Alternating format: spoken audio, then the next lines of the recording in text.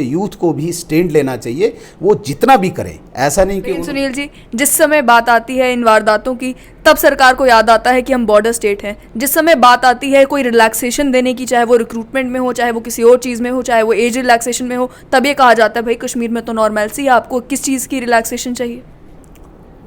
Relaxation की बात नहीं है। यहाँ पे जम्मू कश्मीर के हर इंसान को केंद्र सरकार हमेशा एक उचित दर्जा देती है, उचित स्थान देती है। एक तरफ से तो हम कहेंगे कि नहीं, इतनी जनसंख्या भी हो और साथ साथ हम नौकरी भी दें, और वो कैसे पॉसिबल हो सकता है पल्लवी जी, वो इम्पॉसिबल। आप थोड़ा सा विचार, कश्मीर की पॉपुलेशन जो है वो कंपैरेटिवली बिहार, झारखंड, इन सभी स्टेट से कम है, महाराष्ट्र से कम है, लेकिन उन एरियाज में, उन स्टेट्स में जहाँ पर पॉपुलेशन हमसे कहीं ज़्यादा है, वहाँ पर अनएम्प्लॉयमेंट रेट हमसे कम है। हाँ, इसीलिए यहाँ पे पॉपुलेशन कम है, इसीलिए यहाँ पे एम्प्लॉइज ज़्यादा हैं।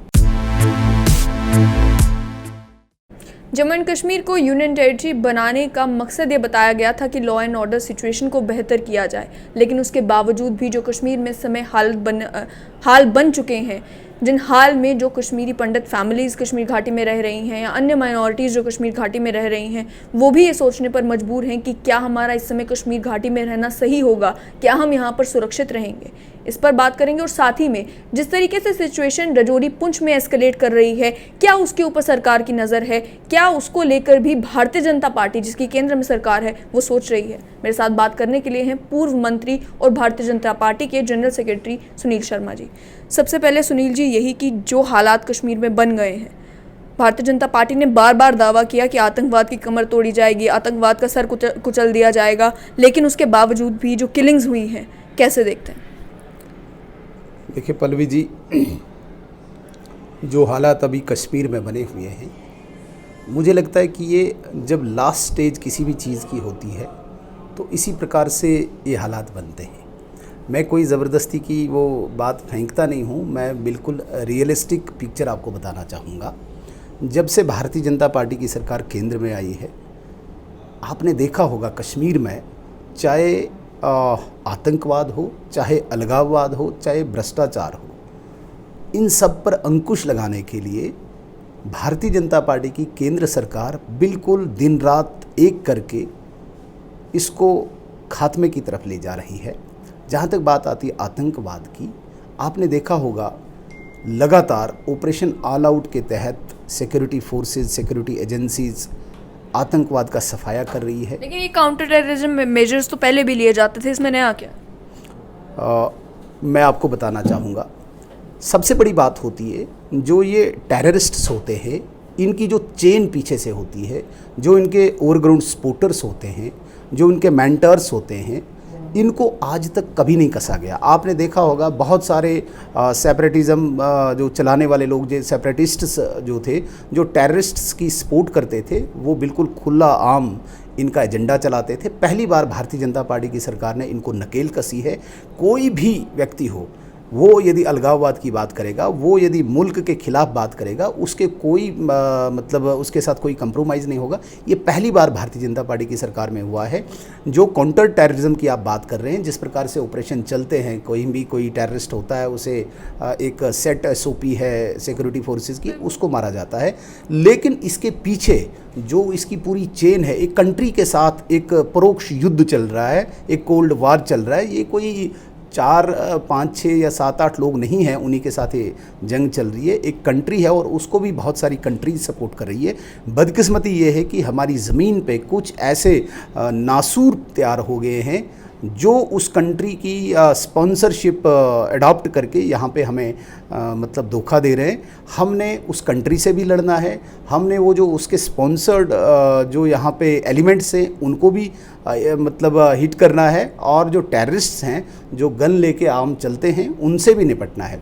मैं आपको एक बात ज़रूर कहना चाहूँगा, जो ब्रेन गेम्स खेली जा रही, जो माइंड गेम्स खेली जा रही है, जिस तरीके से प्रोपेगेंडा सोशल मीडिया के जरिए फैलाया जा रहा है, जिसके बारे में भी खबरों में आया है कि पाकिस्तान की तरफ से ही जो प्रोपेगेंडा मटेरियल है वो शेयर किया जाता है यूथ को रेडिकलाइज करने के लिए, यूथ को ब्रेन वॉश करने के लिए। क्या इस साइबर टेररिज्म को काउंटर करने के लिए कोई मेजर्स लिए गए हैं, कोई स्ट्रॉन्ग सिस्टम इन प्लेस है? क्योंकि देखने तो जम्मू कश्मीर में यही मिलता है कि जब इस तरीके की बात की जाती है, इंटरनेट बंद करने के अलावा और कोई मेजर नहीं लिया जाता। देखिए, मैंने फिर दोबारा मैं यही कहूँगा, एक कंट्री के साथ एक कोल्ड वार चल रहा है। आपने देखा होगा कि जो भी उनका एक्शन होता है, इमीडिएट यहाँ से उसका रिएक्शन होता है। जिस यूथ्स की आप बात करते हैं, जिस यूथ को यहाँ पे टेररिज्म को ग्लैमराइज करके उनको अट्रैक्ट कराया जाता है, उसको भी कहीं न कहीं नकेल कसने की कोशिश की जा रही है। आपने देखा होगा टेररिज्म को हमने 90s से देखा है, इसके अलग अलग फेजेज़ आए हैं और अब जो ये फेज़ आया हुआ है इसमें मुझे लगता है कि जिस प्रकार से एक जहाद के नाम पे एक नौजवान निकलता था, सलवार कमीज़ लेके, लंबी दाढ़ी और लंबे बाल लेके निकलता था, आज थोड़ा सा इसने अपनी शेप चेंज की हुई है। आज इनको यूनिवर्सिटी में, कॉलेजेस में तैयार किया जाता है और छोटे वेपन इनको इस्तेमाल कराए जाते हैं। हो सकता है कोई मोबाइल की शॉप चलाता है, कोई दूसरी कोई बिजनेस। सिचुएशन वर्सन हुई ना, वर्सन इसे नहीं कहेंगे, फेज़ चेंज हुआ है। मिलिटेंसी ने अपना रूप चेंज किया है। पहले तो डायरेक्ट मैंने कहा ना कि एक बिल्कुल एक आइडेंटिफाइड होके निकलता था और एक तंजीम ज्वाइन करके एक लड़ाई लड़ता था। अब कुछ ऐसे स्लीपर सेल्स हैं जो अपने आप को बिल्कुल सोसाइटी में एक क्रीमी लेयर में अपने आप को मानते हैं और इस काम में लगे हुए हैं। बदकिस्मती ये है, मैंने कहा कि कुछ ऐसे नासूर हमारी इस धरती पे है, इस हमारे जम्मू कश्मीर में, जो वहाँ की स्पॉन्सरशिप को अडॉप्ट करती है। जहाँ तक बात आती है साइबर क्राइम की, मैं इसको जोड़ता हूँ, जो ये नारकोटिक्स है इसको मैं मिलिटेंसी के साथ जोड़ता हूँ। कहीं न कहीं चाहे अफ़गानिस्तान है जहाँ तालिबान है, वहाँ से या बाकी कंट्रीज़ से नारकोटिक्स बहुत यहाँ पे लाया जाता है। इनको ये कहा जाता है कि भाई नारकोटिक्स आप 2 पैकेट 10 पैकेट ले लीजिए, 2 गन्स आपने लेनी है। नारकोटिक्स को हमने जिस तरीके से अभी तक आइडेंटिफाई किया गया है, जितना ये नारकोटिक्स, जितना ड्रग्स आता है, इसके साथ ही ये मिलिटेंसी भी जुड़ चुकी है। इनके 2 हिस्से हैं इस वक्त। एक हिस्सा जिसको रेडिकलाइज़ किया जाता है यूथ को, रेडिकलाइज मतलब फंडामेंटलिज्म पे, और दूसरा ड्रग्स और नारकोटिक्स को लेके, दोनों को मिक्स करके ये इस वक्त कश्मीर में लगे हुए हैं, डिस्टर्बेंस पैदा कर रहे हैं। ये तो हो गई प्रॉब्लम, सोल्यूशन कहाँ है? देखिए, सोल्यूशन चल रहा है। बहुत सारी सिक्योरिटी की चीज़ें ऐसी होती है जो हमें और आपको नहीं पता है, क्योंकि ये सीक्रेट होती है। अगर मैं अपने इधर ऑफिस में बैठ के टेबल पे सॉल्यूशंस बताता जाऊं तो फिर वो सेक्रेसी कहाँ रहेगी। ये टॉप चीज़ें टॉप सीक्रेट होती है। लेकिन हमें विश्वास है, जिस प्रकार से पूरे विश्व पटल पे भारतीय जनता पार्टी के नेतृत्व ने, आदरणीय नरेंद्र मोदी जी ने देश को प्रस्तुत किया है और अंदर की सारी प्रॉब्लम्स को जिस प्रकार से एक डायनामिज्म से उनको यहाँ से काउंटर कर रहे हैं, मैं यकीन से कहना चाहूँगा, मैं चूँकि कश्मीर में ही होता हूँ, मेरा मैक्सिमम अधिकतर टाइम कश्मीर में रहता हूँ मैं, और वहाँ भी देखता हूँ बहुत सारे इसने इस वक्त इक़दामात उठाए गए हैं जिससे टेररिज्म को हिट किया जा रहा है। मैं आपको यकीन से कहूँगा कि बहुत कम समय में, मैं दोबारा कहूँगा, होशावास में कहता हूँ, बहुत कम समय में जो कमर टूटी हुई है इस आतंकवाद की, इसका सफाया होगा और निश्चित रूप से होगा। इसमें हमें संतुष्ट रहना चाहिए, क्योंकि एक लास्ट हिट इस वक्त हो रहा है, इसलिए ये तिलमिलाए हुए हैं।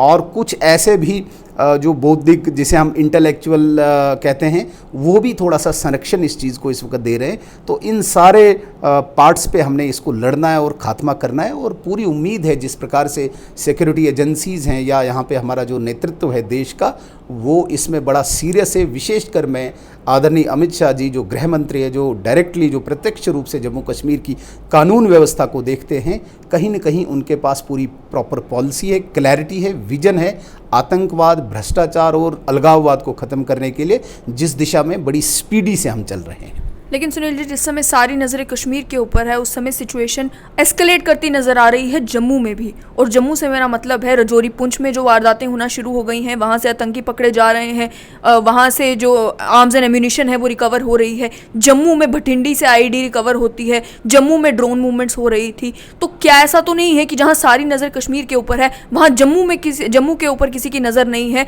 और रजौरी पुंछ जो इलाके जिन्हें मिलिटेंसी फ्री सालों पहले कह दिया गया था, अब वहाँ पर भी मिलिटेंसी रिवाइव हो रही?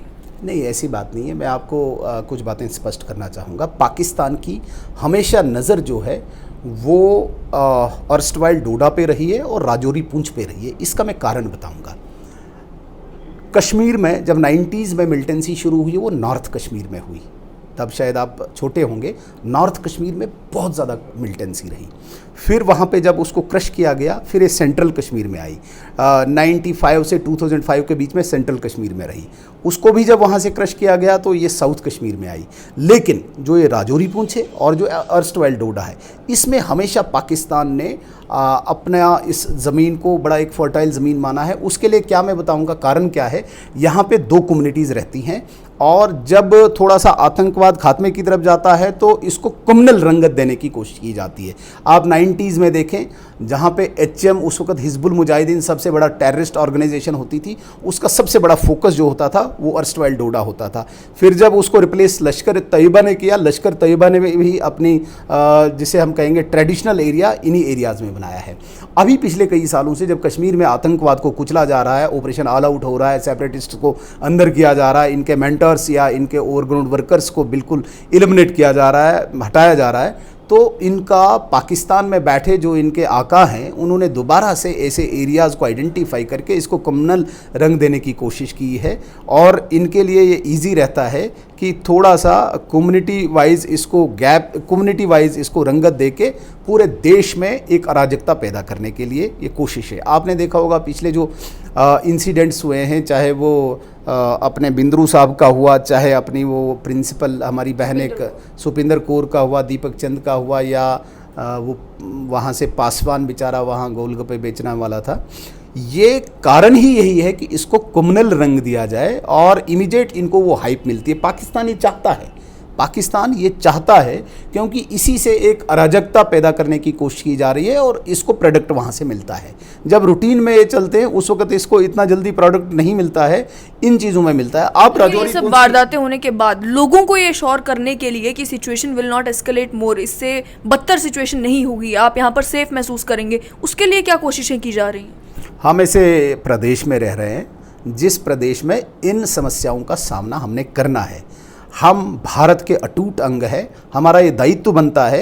ऐसा नहीं है कि सिचुएशन ठीक है तब हमें मतलब सब कुछ ठीक दिखेगा, अगर सिचुएशन बिगड़ गई तो हम कहेंगे नहीं अब देश खराब है, अब सरकार खराब है। ऐसा नहीं होना चाहिए, चूँकि हम एक बॉर्डर स्टेट में रहते हैं और जिस स्टेट के लिए हमारे कई लोगों ने, हमारे सैनिकों ने, हमारे यहाँ के राष्ट्रभक्त लोगों ने कुर्बानियाँ दी है, उन्हीं की प्रेरणा लेते हुए मुझे लगता है कि आज के यूथ को भी स्टैंड लेना चाहिए, वो जितना भी करें। ऐसा नहीं कि सुनील जी, जिस समय बात आती है इन वारदातों की तब सरकार को याद आता है कि हम बॉर्डर स्टेट हैं। जिस समय बात आती है कोई रिलैक्सेशन देने की, चाहे वो रिक्रूटमेंट में हो, चाहे वो किसी और चीज़ में हो, चाहे वो एज रिलैक्सेशन में हो, तब ये कहा जाता है भाई कश्मीर में तो नॉर्मलसी है, आपको किस चीज़ की रिलैक्सेशन चाहिए?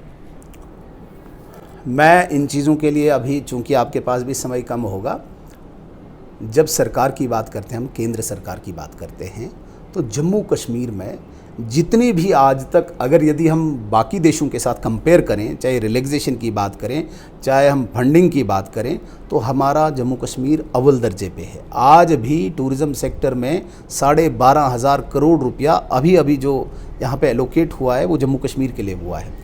मैंने पीछे किसी से बात की, मैंने कहा भाई यहाँ पे अनएम्प्लॉयमेंट है, तो बिहार में हमसे 5 गुना ज़्यादा, 5 गुना नहीं 10 गुना ज़्यादा पॉपुलेशन है और वहाँ पे जो सरकारी मुलाजमीन हैं वो हमसे कम है। बिल्कुल। तो कहीं न कहीं मैं कहता हूँ कि रिलैक्सेशन की बात नहीं है, यहाँ पे जम्मू कश्मीर के हर इंसान को केंद्र सरकार हमेशा एक उचित दर्जा देती है, उचित स्थान देती है। लेकिन हम बिल्कुल ही कहें कि नहीं हम कोई स्पेशल ही हैं, अलग ही हैं भारत से, हमें नहीं लड़ना है, इन समस्याओं से हमें लड़ना नहीं है। हमें परमात्मा ने पैदा किया अगर जम्मू कश्मीर में तो ज़रूर किसी मकसद से किया होगा, इसलिए हमें जम्मू कश्मीर, वरना हमें आंध्रा में पैदा किया होता, केरला में पैदा किया होता।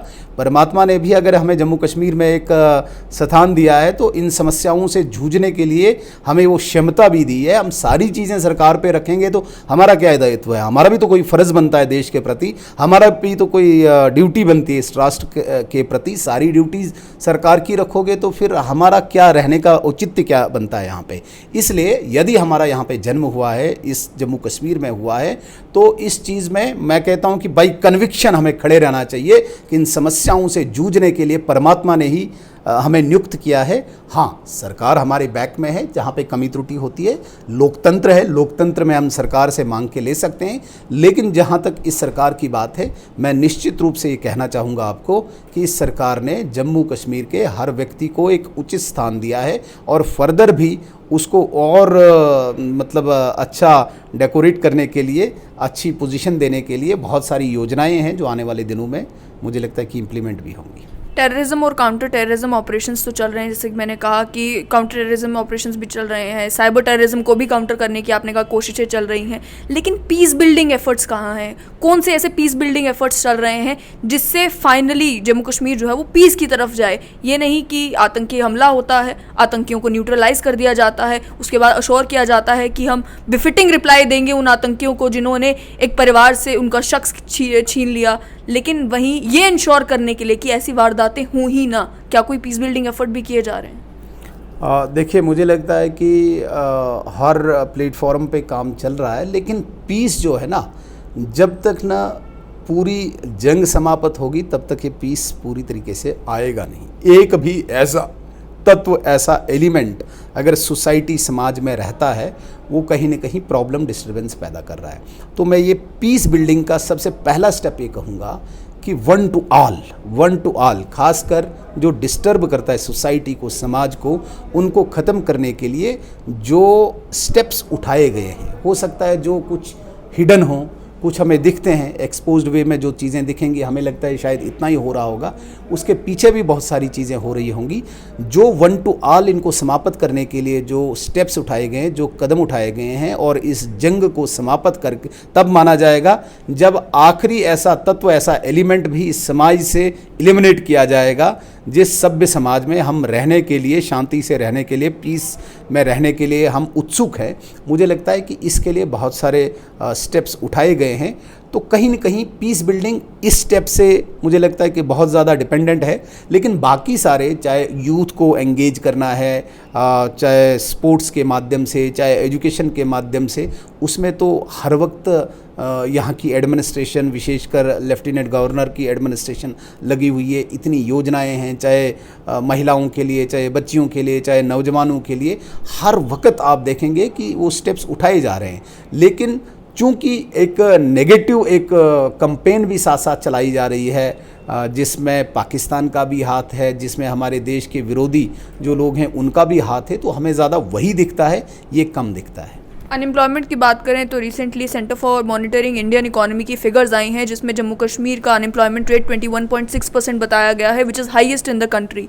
बात की गई थी कि जम्मू कश्मीर में 4 से 5 लाख जॉब क्रिएट की जाएंगी, या फिर प्राइवेट सेक्टर आएगा, प्राइवेट सेक्टर को मजबूत किया जाएगा, और तब तक के लिए जम्मू कश्मीर के युवाओं को एंगेज करने के लिए, ताकि वो गलत रास्ते पर ना चले जाएँ, उन्हें एंगेज करने के लिए भी बहुत सारी कोशिशें की जाएंगी।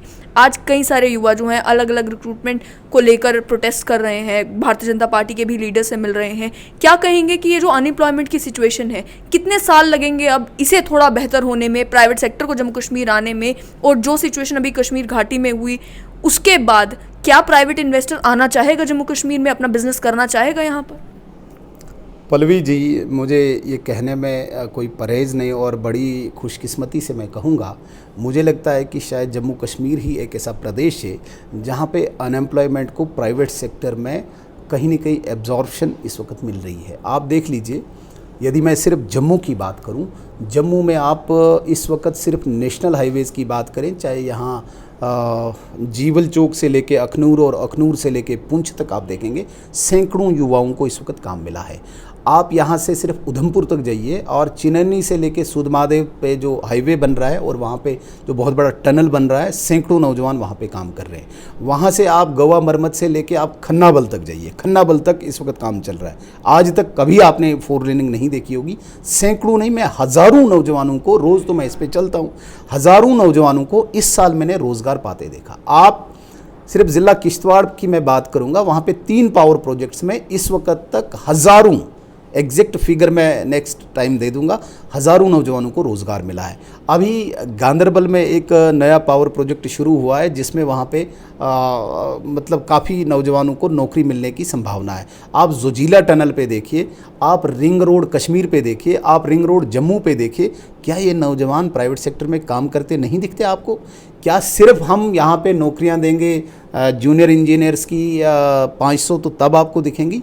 कुछ ऐसे नौजवान भी हैं जो पढ़े लिखे कम हैं, जो ओवर एज हैं, जो बेचारे इस वक्त नौकरी कर रहे हैं, चूँकि उनकी ज़बान कम है, उनके पास TSL कम पहुँचता है, उनके पास बाकी चैनल्स कम पहुँचते हैं, तो हमें लगता है कि जो 4 लोग सिर्फ नारे दे रहे हैं, सिर्फ इन्हीं को नौकरी की आवश्यकता थी। मैं बड़ी खुशी से कहूँगा, आज आप इंटीरियर तो ये भी है कि क्लास 4 की पोस्ट निकलती है, 5 लाख युवा जो है वो अप्लाई करता है। तो बहुत अच्छी बात है ना। देखिए, जनसंख्या इतनी स्पीडी बढ़ी हुई है तो आपको तो दोनों चीज़ों को देखना होगा। आज यदि किसी एटीएम पे आप खड़े होते हैं तो वहाँ पे भी कतार में रहना पड़ता है। मैं कहता हूँ यूरिनल भी कहीं जाना पड़ता है, वहाँ पे भी कतार में खड़ा होना पड़ेगा। तो सरकार ओवरनाइट कैसे हज़ारों लाखों नौकरियाँ लाएगी? प्राइवेट सेक्टर तो तैयार किया है एक तरफ से, तो हम कहेंगे कि नहीं, इतनी जनसंख्या भी हो और साथ साथ हम नौकरी भी दें, और वो कैसे पॉसिबल हो सकता है पल्लवी जी? वो इम्पॉसिबल। आप इतने पढ़े लिखे हैं, मैं कहता हूँ कि पढ़े लिखे नौजवानों को इस पे थोड़ा सा विचार। कश्मीर की पॉपुलेशन जो है वो कंपैरेटिवली बिहार, झारखंड, इन सभी स्टेट से कम है, महाराष्ट्र से कम है, लेकिन उन एरियाज में, उन स्टेट्स में जहाँ पर पॉपुलेशन हमसे कहीं ज़्यादा है, वहाँ पर अनएम्प्लॉयमेंट रेट हमसे कम है। हाँ, इसीलिए यहाँ पे पॉपुलेशन कम है, इसीलिए यहाँ पे एम्प्लॉयज़ ज़्यादा हैं। एक बात, इसीलिए यहाँ पे प्राइवेट सेक्टर पिछले 2-3 सालों में बहुत बड़ा है। मैं 2-3 दिन पहले कठुआ जा रहा था, मैं यहाँ सांबा के पास में रुका, मैंने बहुत नौजवान वहाँ बड़ी बड़ी वो गाड़ियाँ होती ना, वो क्या बोलते हैं उनको, लोड कैरियर टाइप, उनमें जाते हुए देखे।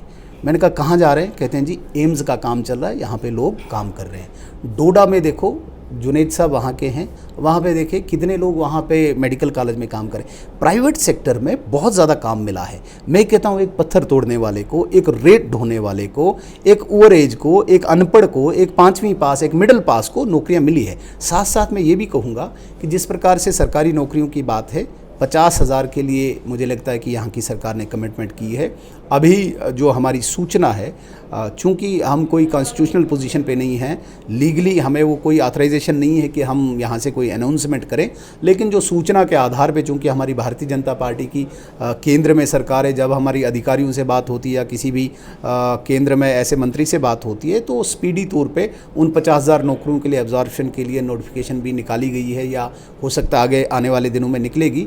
तो एक तरफ से इस प्रकार से चल रहा है। दूसरी तरफ से मैं आपको कहना चाहूँगा कि प्राइवेट सेक्टर को और बढ़ावा देने के लिए हमारी सरकार लगी हुई है। आज भी केंद्रीय ऊर्जा मंत्री 2 पावर प्रोजेक्ट्स को यहाँ पे जल्दी खोलने के लिए बाय दिसंबर 2021 2 पावर प्रोजेक्ट्स, जिसमें 5-7 हज़ार और नौजवानों को नौकरी मिलेगी। और वहाँ पे सिर्फ मैं ये गरीब तबका नहीं बोलूँगा, मैं कहूँगा कि वहाँ पे कोई डाटा एंट्री ऑपरेटर भी लगते हैं, वहाँ पे कुक भी लगता है, वहाँ पे इंजीनियर्स भी लगते हैं, उनकी भी एब्जॉर्प्शन होगी। लेकिन जिस स्पीड से पॉपुलेशन वो बढ़ रही है, एक विस्फोट हो रहा है देश में और जम्मू कश्मीर में भी, साथ साथ मुझे लगता है कि अभी उस लेवल पे हम नहीं पहुंचे हैं कि एम्प्लॉयमेंट देने के लिए। वक्त आएगा, लेकिन भारतीय जनता पार्टी की नीति और नीयत क्लियर है। पूरे देश को नहीं, पूरी दुनिया को इस वक्त भारतीय जनता पार्टी के नेतृत्व आदरणीय नरेंद्र मोदी जी पे विश्वास है। हमें भी विश्वास रखना चाहिए और उम्मीद है कि ये सारी समस्याएं एक दिन समाप्त होकर हम सुखी जीवन व्यतीत करेंगे। थोड़ा पॉलिटिक्स पर आए। जिस तरीके से भारतीय जनता पार्टी की नीति की आपने बात की, जो लोग कल तक भारतीय जनता पार्टी के लीडर्स के ही मुताबिक गुपकार गैंग थे, अब वो भारतीय जनता पार्टी के ही हैं। अच्छी बात है, भारतीय जनता पार्टी आज सबको अच्छी लगती है, तो इसमें कौन सी बुरी बात है? देखिए, क्या वो लोग भी जो कल तक भारतीय जनता पार्टी को गुपकार गैंग का हिस्सा लगते थे, वो भारतीय जनता पार्टी को अच्छे लग रहे हैं? भारतीय जनता पार्टी में हमारे विचारों को जो अडॉप्ट करके इस देश की सेवा के लिए, इस राष्ट्र के हित के लिए, समाज में खड़े हुए अंतिम व्यक्ति की सेवा के लिए यदि कोई आता है तो वो हमें अच्छा लगेगा। इसमें कौन सी बुरी बात है? एक बात।